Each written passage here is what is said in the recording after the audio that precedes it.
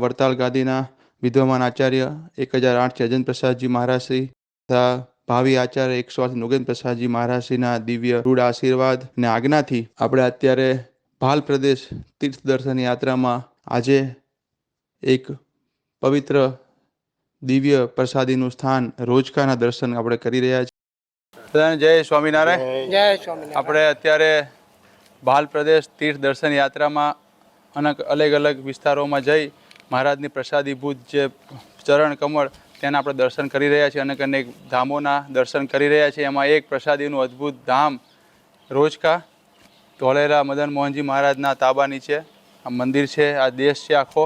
મહારાજે અહીંયા ધોલેરા મંદિર બનાવ્યું અને સાથે આ બધા દરબારો સાથે હતા અને અલગ અલગ ગામમાં સંતો બધા વિચરણ કરતા હતા. અને મહારાજ અવારનવાર જ્યારે ગઢડાથી વડતાલ જાય કે વડતાલથી ગઢડા જાય અલગ અલગ ગામોમાં અહીંયા રાત્રે કંઈક વચ્ચે આવેલું છે. આપણો ભાલ પ્રદેશ બંને દેશની વચ્ચે આવેલો છે. તો મહારાજ અહીંયા તો રોકાવું.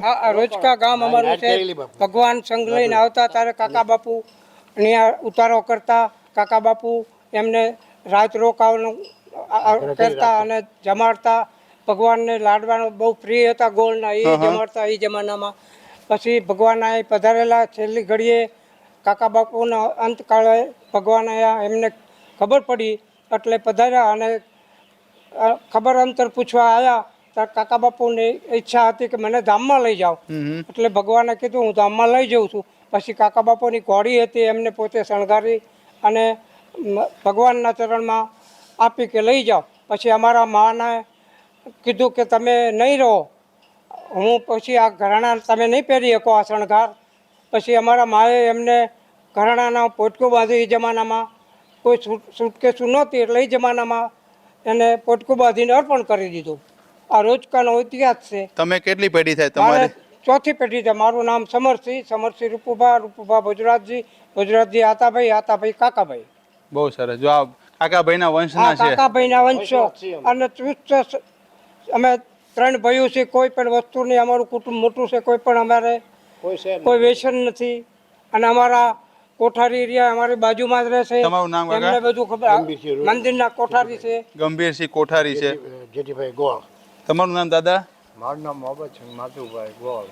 સરસ છે. તમારું નામ બોલ? હરભાઈ હરપાલસિંહ રૂપુભા કાકા બાપુના કોણ છું. મહેન્દ્રસિંહ ધનજુભા કાકા બાપુના. હા, બહુ સરસ. અને ભગવાન અવારનવાર અહીં આવતા પધારતા ત્યારે રોજકા ઉતારો કરતા. હા, બહુ સરસ. રોજકામાં ઉતારો અવશ્ય કરતા. હવે જો આ પ્રસાદીનું વચનામૃત છે. આ પ્રસાદનામૃત છે. ભગવાન જ્યારે આવેલા એ અમારા હાથમાં છે. ઈ છે. આપ જો આ ફોટામાં આનંદ પ્રસાદજી મહારાજની શોભાયાત્રા અહીંયા છે અને કોઠારીના હાથમાં છે. ઈ છે ભગવાન આચાર્ય મહારાજ પોતે છે. અને સંતો બધા જૂના સંતો આચાર્ય મહારાજ રઘુવીરજી મહારાજ થી લઈને બધા સંતો અહીંયા આવતા. અને અવારનવાર આ અમારા ભાલ પ્રદેશમાં આપણે પોંક ને ઓળો થાય ને તો કાયમ આવતા જાદરિયું ખાવા ખાસ આચાર્ય મહારાજ સંતો આવતા. પછી આજે જગ્યા મંદિરની આપી કાકા બાપુએ આપી. આ લેખ છે.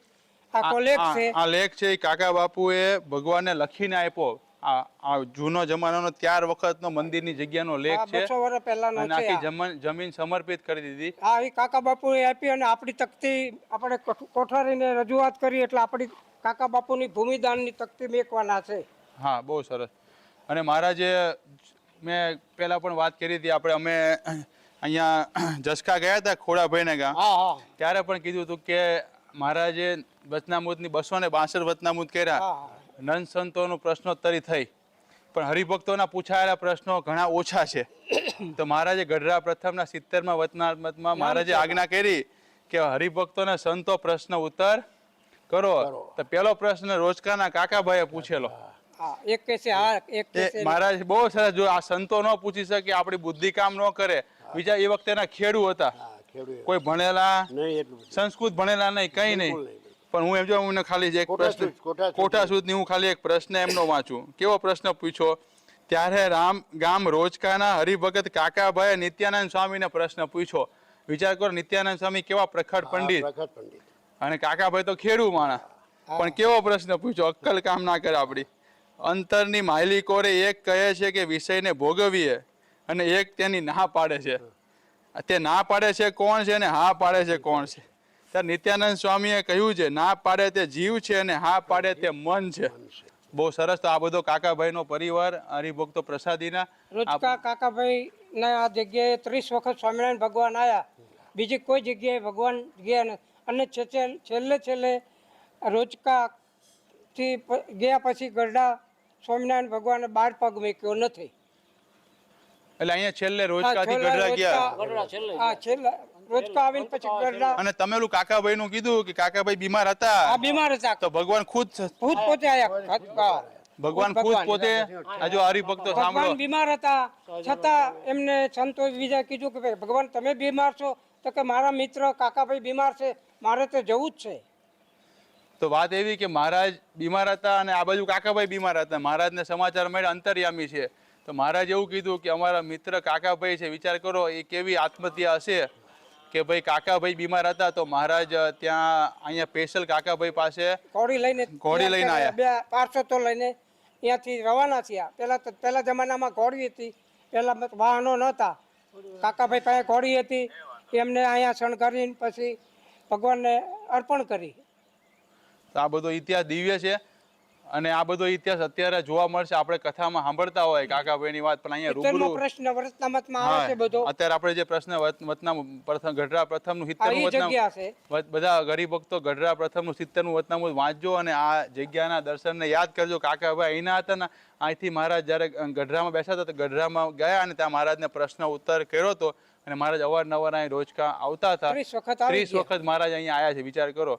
તો આ બી પવિત્ર ભૂમિ છે ને એમનું જ ઘર, પવિત્ર કાકાભાઈનું જ ઘર હાચવીને રહેલું છે આ બધું. અને એમના જ બધા વંશજો છે. તો કોઈને દર્શન કરવા આવવું હોય તો પધારો. તો ધંધુકાથી તો 5 કિલોમીટર 5 છે. કિલોમીટર છે રોજ. અને તમે ધંધુકાથી ધોલેરા જાઓ એટલે વચ્ચે જ તો આવે. પેલું જ ગામ રોજકા આવે પ્રસાદીનું.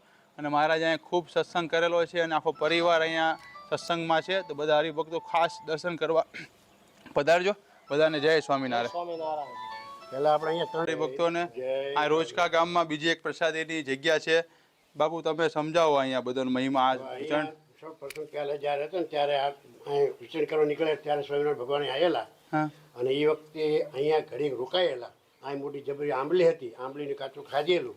અને અહીં એની પ્રસાદીની આંબલી જબરી હતી વર્ષો પહેલાની. અમે નહીં, મેં જોયેલી નહીં. હા, હા. પણ અહીં આવેલી મહારાજ વખતની. અમારા આવો તો એ પ્રસાદીનો એ વખતે ત્રણવીને અહીંયા પધરાયેલા ભગવાને. હા, હા. અને એ વખતે આ આંબલીવાળો વંડા તરીકે પંચાયત ઓફિસમાં આંબલીવાળો વંડો જ બોલાય. અને આ અમે રાખ્યો અને પછી આ બધું આપણે આ બધું ડેવલપ જેવું થયું એટલે શક્તિ પ્રમાણે કર્યું. અને અત્યારે આને દર વર્ષે દરરોજ આને આપણે દર્શન કરી પ્રદક્ષિણા ફરી અને આના દર્શન કરી ભગવાનના. સારો આ પ્રતાપ જણાવીને ભગવાનમાં મદન મોહનજી મહારાજના સ્વામિનારાયણ ભગવાનના. બહુ સરસ. આ તો ઓરિજિનલ વસ્તુ છે. મહારાજ અહીંયા આવીને બેસતા રોજકામાં